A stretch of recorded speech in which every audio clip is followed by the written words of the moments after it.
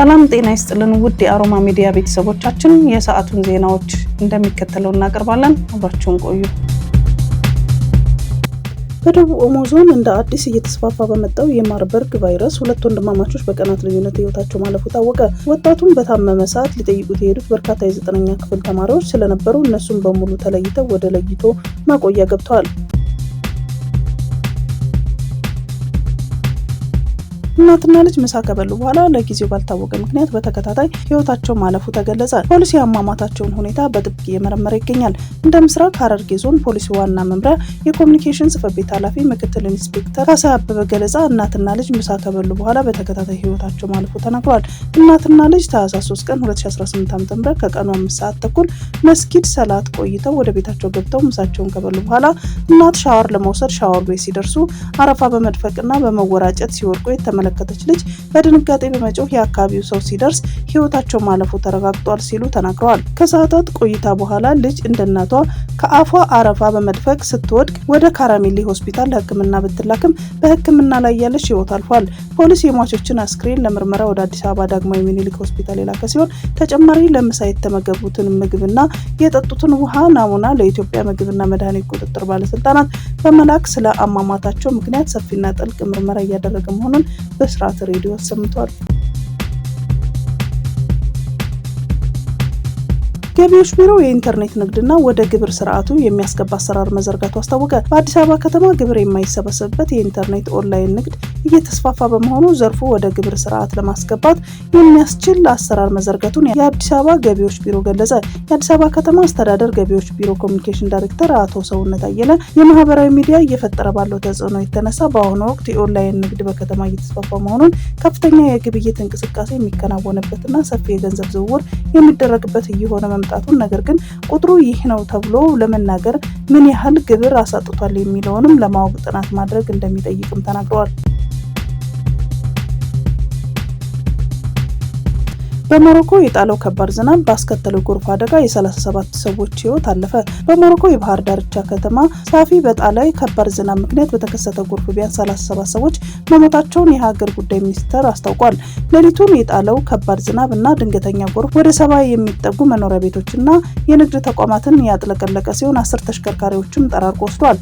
የሀገር ውስጥ ጉዳይ ሚኒስቴር 14 ሰዎች ሆስፒታል መግባታቸውን ሪፖርት አድርጓል። ዝናቡ በሰሜናዊቷ ቴቲዋን ከተማና ተራራማዋ ቴንጊር ከተማ ጨምሮ በሌሎች የሞሮኮ አካባቢዎችን ጎርፍና ውድመት አስከትሏል። ከዋና ከተማዋ ራባት በ320 ኪሎ ሜትር ርቀት ላይ በአትላንቲክ ውቅያኖስ ዳርቻ የምትገኝ ሳፊ ለሀገሪቱ ወሳኝ የሆኑ የአሳና የማዕድን ኢንዱስትሪዎች ዋና ማዕከል ነች።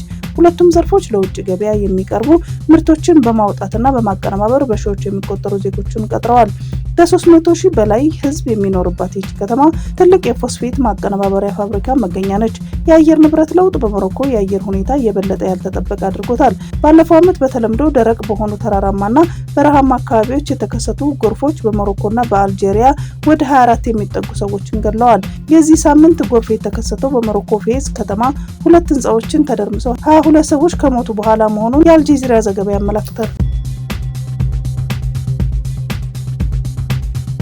የናይጄሪያ ቁጥር 1 ባለሀብት የሆኑት አሊኮ ዳንጎቴ ሁርለት ከነዳጅ ተቆጣጣሪ አካል ጋር ያለው ውዝግብ ጋር ተባብሶ ቀጥሏል።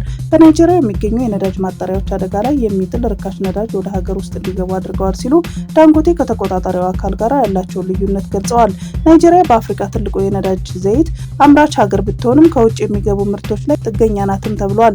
ችግሩን ለማቆየት የዳንጎቴ ነዳጅ ማጣሪያ እንቅስቃሴ ላይ ይገኛል። ዳንጎቴ ከውጭ የሚገቡ ምርቶች በቁጥጥር ካልተደረገባቸው ለስራ ለኢንቨስትመንትና ለኢነርጂ ደህንነት ስጋት ይሆናሉም ብለዋል። በሌጎስ በሚገኘውና በቀን 650 ሺህ በርሜል የነዳጅ ማጣሪያ ፋብሪካ ላይ ንግግር ያደረጉት ዳንጎቴ ከውጭ የሚገቡ ምርቶች የሀገር ውስጥ አቅምን ለመፈተሽ ጥቅም ላይ እየዋሉ ነው። ይህ ናይጄሪያ ወደ ኢንዱስትሪ ለምታደርገው ሽግግር ፈተና እየሆነም ይገኛል ብለዋል። ዳንጎቴ የናይጄሪያ ሚድ ስትሪም እና ዳውንት ስትሪም ፔትሮሊየም ተቆጣጣሪ ባለስልጣናት ኃላፊ ፋሩክ አህመድን በተመለከተ በዘርፉ ያላቸውን የአስተዳደር ስጋትና የግል ወጪዎች ከህጋዊ ገቢ በላይ ናቸው በሚል ክስ ላይ ይፋዊ ምርመራ እንዲደረግም ጠይቀዋል። አህመድ በሚመሩት ተቋማት ላይ ለቀረበው አስተያየት ወዲያውኑ ምላሽ ከመስጠት ተቆጥበዋል። ነገር ግን ከዚህ ቀደም የዳንጎቴ ማጣሪያ በፔትሮሊየም ምርቶች ሽያጭ ላይ በብቸኝነት መያዝ እንደሚፈልግም ተናግረው ነበር። የዳንጎቴ ነዳጅ ማጣሪያ ፋብሪካው ምርት የሀገር ውስጥ ፍላጎት ሊያሟላ አይችልም ሲሉም ተደምጠዋል።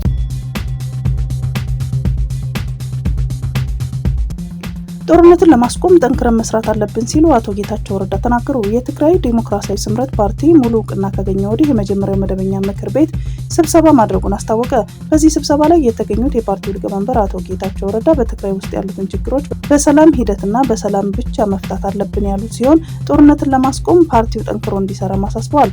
የምክር ቤት ስብሰባውን በስራ አስፈጻሚው የተቀረጹ እቅዶች፣ የፓርቲውን ደንቦችና ሌሎች አጀንዳዎች ላይ ውይይት እያደረገ መሆኑን የገለጹት ደግሞ የስምረት ስራ አስፈጻሚ አባልና የሚዲያና ኮሚኒኬሽን ኃላፊው አቶ ብርሃኔ ገብረ ኢየሱስ ናቸው።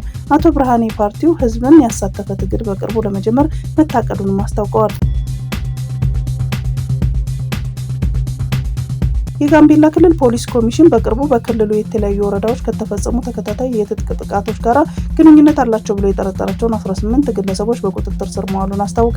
ኮሚሽኑ ባወጣው መግለጫ እንዳመለከተው ተጠርጣሪዎች በቁጥጥር ስር የዋሉት ከኖቬምበር 28 እስከ ዲሴምበር 12 ቀን 2025 እንደ አውሮፓውያን አቆጣጠር በኢታንግ ልዩ ወረዳ፣ በጋምቤላ ከተማ፣ በጋምቤላ ወረዳና በላሬ ወረዳ በተፈጸሙ ጥቃቶች ተሳትፈዋል በሚል ነው። የጋምቤላ ክልል ፖሊስ ኮሚሽነር አጉላ ኦጅሉ እንደገለጹት በቁጥጥር ስር ከዋሉት መካከል በኢታንግ ልዩ ወረዳ ኢቴል ቀበሌ በኖቬምበር 28 በተፈጸመው ጥቃት ጋር በተያያዘ አንድ ተጠርጣሪ እንዲሁም በዚህ ወረዳ ካርፓም አካባቢ በዲሴምበር 7 ከተፈጸመው ጥቃት ጋር በተያያዘ 3 ተጠርጣሪዎች ይገኙበታል። ይህ በእንዲህ እንዳለ በክልሉ እያደገ የመጣውን የጸጥታ ስጋት ተከትሎ የጋምቤላ ከተማ አስተዳደር ከምሽቱ 1 ሰዓት ጀምሮ ማንኛውንም ተሽከርካሪና የሰዎች እንቅስቃሴ የሚገድብ የሰዓት እላፊ አዋጅ መጣሉ ይታወሳል። እስሩ የተፈጸመው የጋምቤላ ከተማ አመራሮች ከነዋሪዎች ጋር ከአካባቢው የሀገር ሽማግሌዎች ጋር በጸጥታ ጉዳዮች ዙሪያ ከመከሩ በኋላ መሆኑን የክልሉ ፕሬስ ሴክሬታሪያት መረጃ ያመለክታል። አሸዋ ጭኖ ሲጓዝ የነበረ ከባድ የጭነት ተሽከርካሪ ባደረሰው አደጋ የአንድ ቤተሰብ አባላት የሆኑትን 4 ህጻናትና የአሽከርካሪውን ህይወት አለፈ። የባሌ ዞን ዲንሾ ወረዳ ፖሊስ ጽሕፈት ቤት የትራፊክ ደህንነትና ቁጥጥር አስተባባሪ ምክትል ኢንስፔክተር ያሬት ታደሰ ለብስራት ሬዲዮ እንደተናገሩት ታህሳስ 3 ቀን 2018 ዓ.ም ከቀኑ 11 ሰዓት ከ40 ላይ አሸዋ የጫነ ከባድ ተሽከርካሪ ባደረሰው አደጋ የአንድ ቤተሰብ አባላት 4 ህጻናትና አሽከርካሪው ህይወታቸው ማለፉ ገለጹ።